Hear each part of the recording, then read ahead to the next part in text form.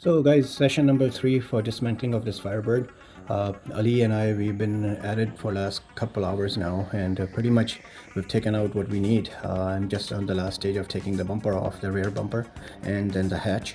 Ali is working on trying to get the seat out because the nuts on the base are raw, really bad. They're rusted through, and that's what's giving us a hard time. So he has to cut them off with a cutting wheel, and that's taking time. So that's where we are, right? And I'll keep you guys posted.